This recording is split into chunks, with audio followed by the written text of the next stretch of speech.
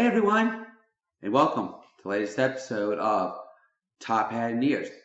Today, we're going to explain what topic, Sarah? What is hydrocephalus? So a lot of y'all have been asking, what exactly is hydrocephalus, and what is the parent's point of view of hydrocephalus? So stick around for today's latest episode of Top Hat and Ears, where we will discuss that very topic.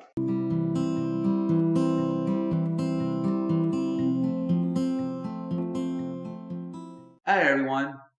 So y'all want to know exactly what hydrocephalus is and what our as parents' point of view is. Well, I'm going to start with the simplest way to do it, the medical definition, and then after that, I'm going to let Sarah go from there.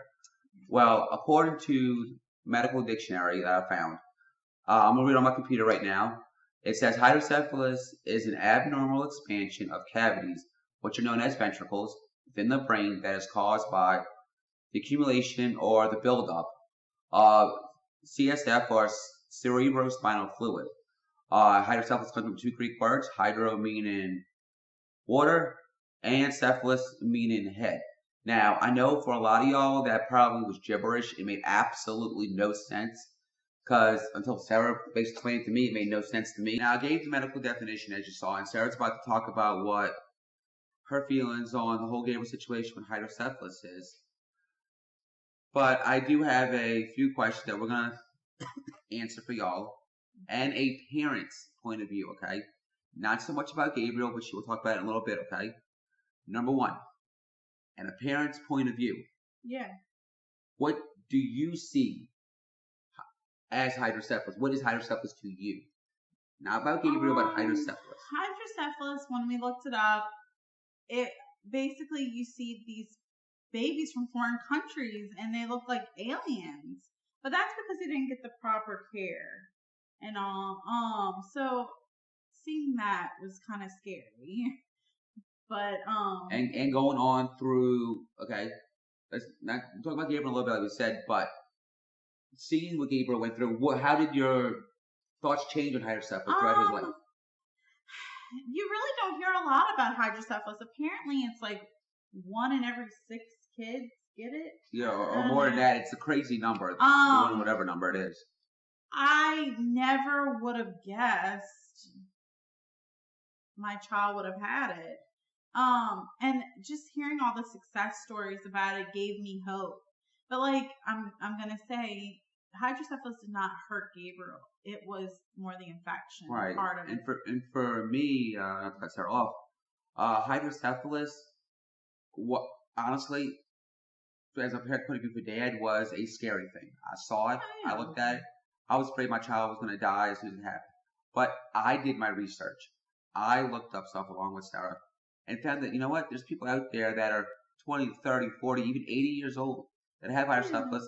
So I don't see hydrocephalus as a syndrome or a disease that's going to hurt the child. No. I see it as a challenge that child's going to get that with the strength of God, they're able to overcome because the child was picked special, and God knows that a child will be able to overcome any barrier that the child has. So hydrocephalus, you may be unsure about it, but trust me, it is a syndrome that is out there, but it's also showing that your child is as strong as humanly possible. I mean, they can deal what with we it. did for Gabriel, the child might be delayed, and we were expecting that, but we worked with therapy, and I worked with a company called Early Steps that's here in Louisiana, and just work with your therapist. And we said to ourselves when we found out Gabriel was going to have hydrocephalus that we're going to push him to the max. We're not going to treat him any differently.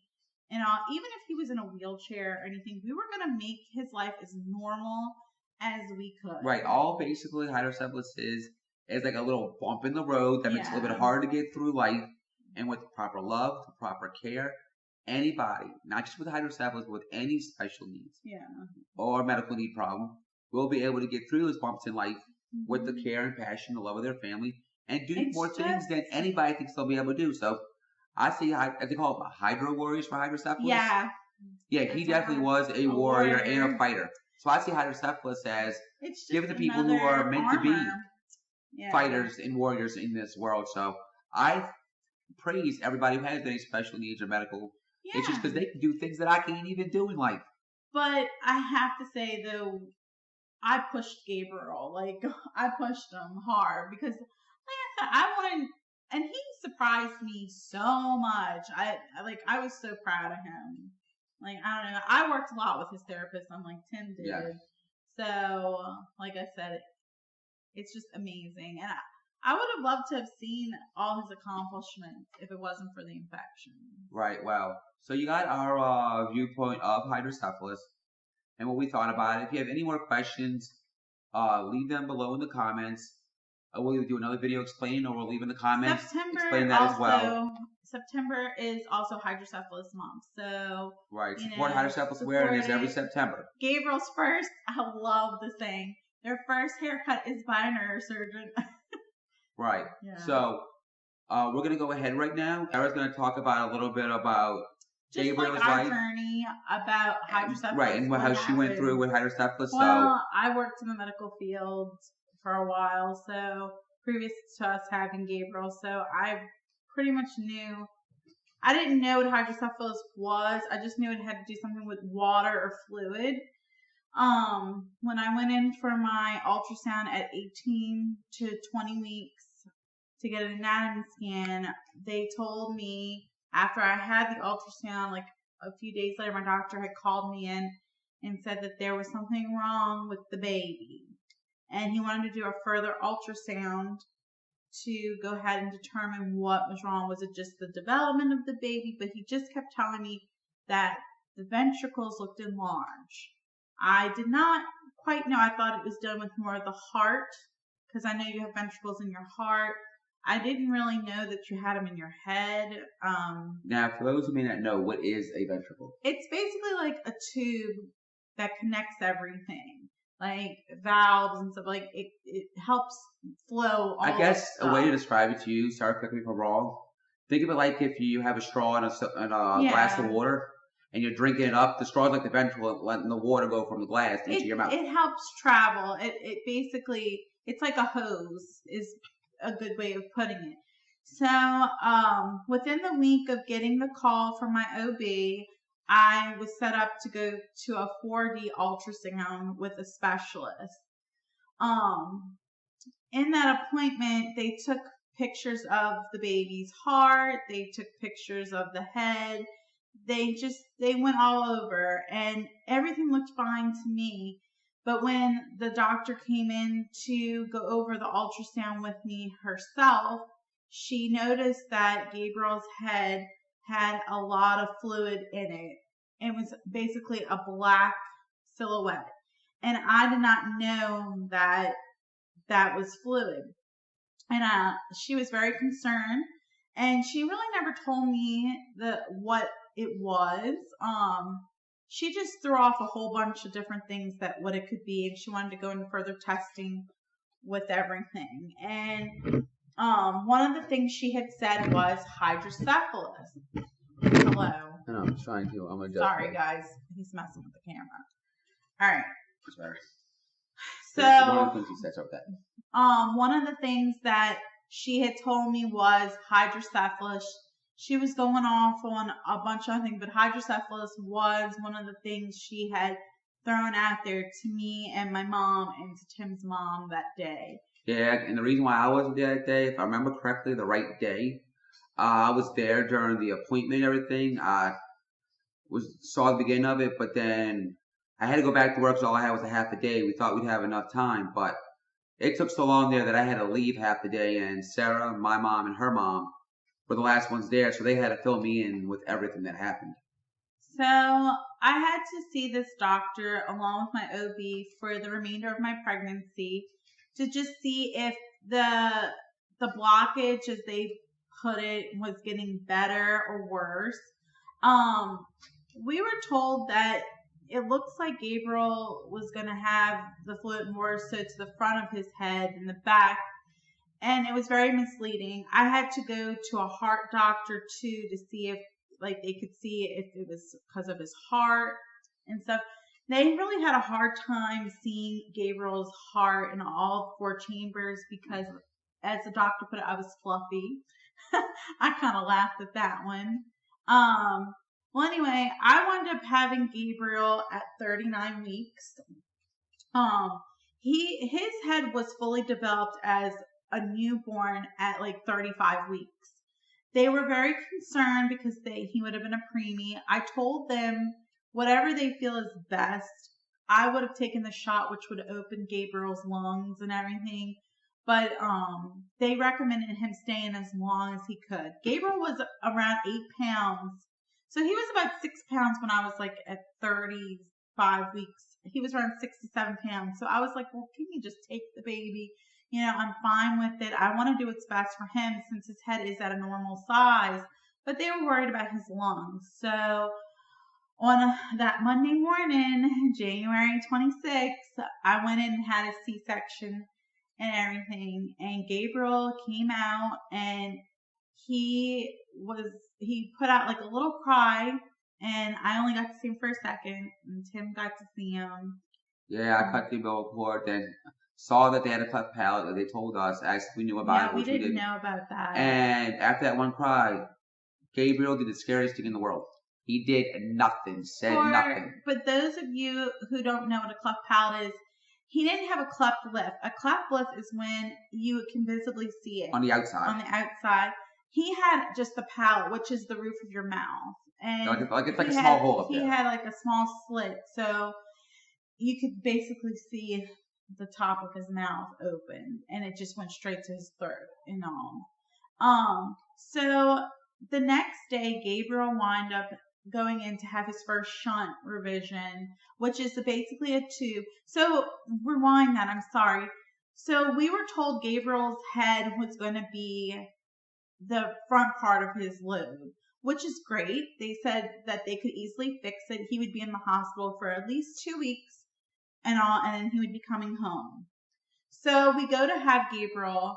My OB was wonderful through all of this. He came and saw me every day I was in the hospital with Gabriel, twice a day.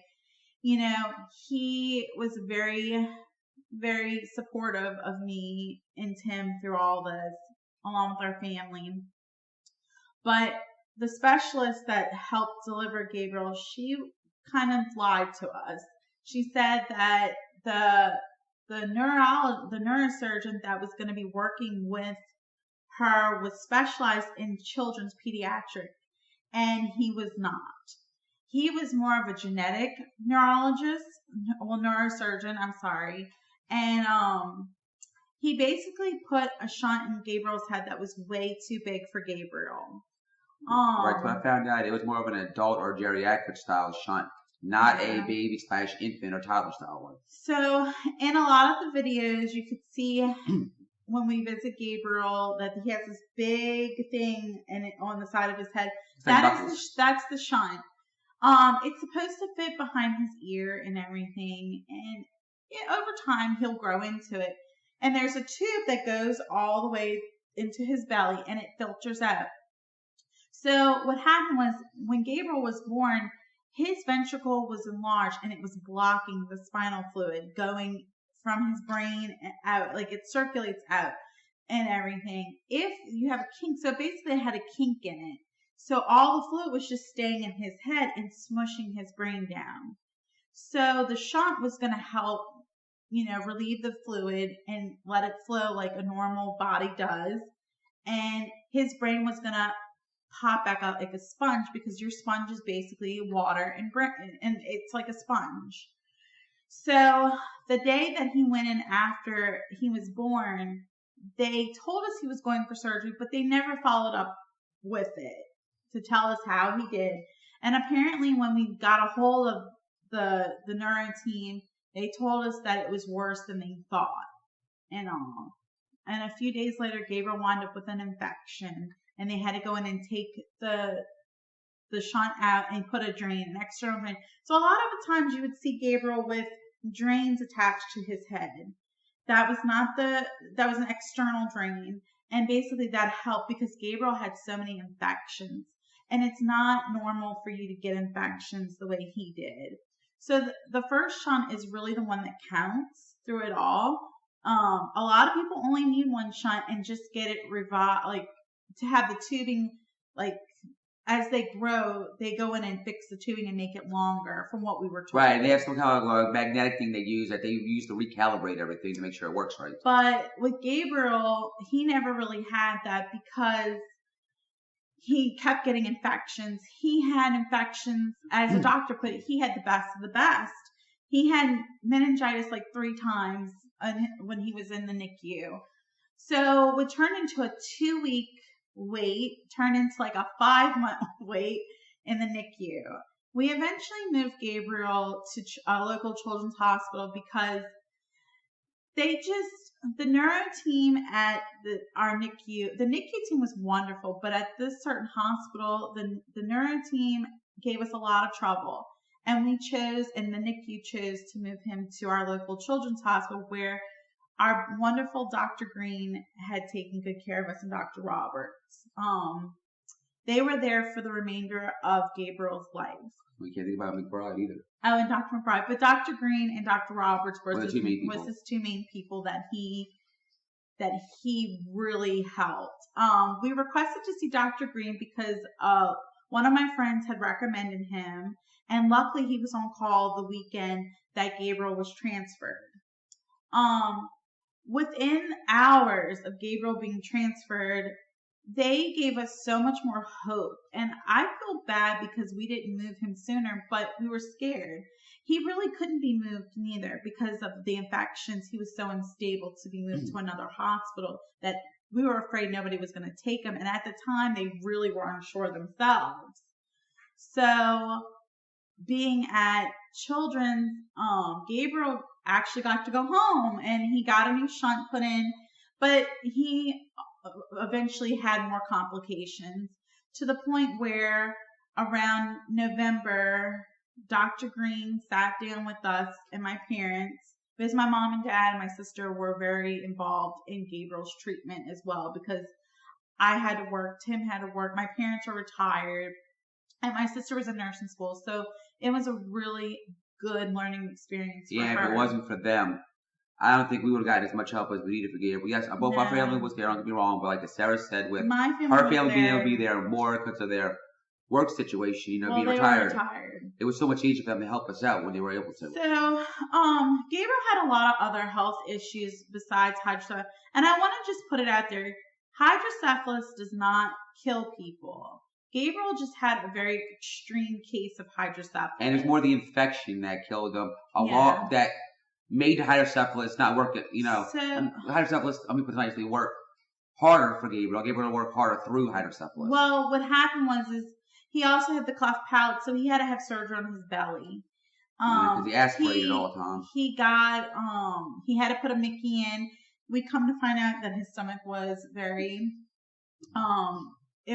small, so it had to grow and stuff. So he had another tube, and then he finally got his Mickey, which is a button where he gets a feeding tube, and I did that machine with him, with his Mickey. So, and we had to learn all this before leaving the hospital. And like I said, Gabriel had a few months in there where his shunt worked, but he wound up with another infection, and Gabriel was just really prone to infections, like a lot. He got an infection in his belly. He got an infection in his eye at one point. Back in his head. Yeah, they were so with the whole thing, Tim actually has a video. I was giving Gabriel a bath one time, and he had a skin graft done because they were doing something. They were gonna do like a flap. So it got infected, and the skin turned black. So basically, it died. And they had to remove that skin, and they were going to put a flap there. Gabriel never did get his flap because they were going to fix his cleft palate and all like that. But they never could because in November, back to what I was going to say previously, we had a big meeting with Dr. Green. And Dr. Green felt that there was no place in his head where he could put a shunt because they had too much scar tissue. So he could have went through his heart. Gabriel's heart was strong. That's one thing Gabriel did have. His heart was fine. His kidneys were fine. But he said, you really need to sit down and think about it is Gabriel really didn't have much of a brain. His brain never did bounce back like that sponge was supposed to. They were telling us from a child that's been severely beaten or abused, that child had more brain than Gabriel. So he was just working with like 3% of his brain.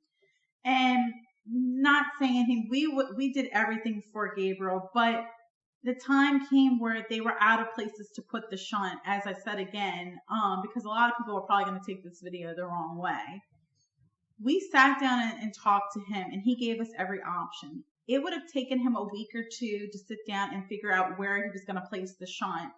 But he also gave us the option to basically go home on hospice care and love on Gabriel, because with the new shunt going in, it may not work. And we don't know how, within that time frame of him to decide where to put it, what would have happened with Gabriel in that time frame. He basically could have died on the table, as Dr. Green had told us. Dr. Green was very compassionate. He normally did not do meetings with people, but he really grew to love our family and Gabriel. And my dad asked him flat out, what would you do? And he goes, I can't say what I would do. But, so as a family, we sat down and we're like, why don't we just enjoy Gabriel in his last, however time he has, instead of us always being in a hospital and stuff. And Dr. Green said his life, he probably wouldn't have lived to be 5. Just with all the infections he had, or he would be living in a home and all, like a nursing home and stuff, like, because of how severe he was. He would never be able to walk or anything like that. I personally, I would have taken care of Gabriel no matter what. You know, I did so much for my son, and I'm so proud of how far he came, but he was suffering. He was. His tube eventually became infected. His stomach got all infected. His whole body was just really had a bad infection, and he couldn't fight it. So we decided to go with hospice and enjoy our last 3 months with Gabriel, and they were amazing months. We worked closely with hospice, and like I said, toward the end, the infection got him, and he couldn't even eat anymore. So I couldn't even use the feeding tube anymore because it was falling out of his stomach. I mean, I don't want to get graphic, but toward the end, it was very hard.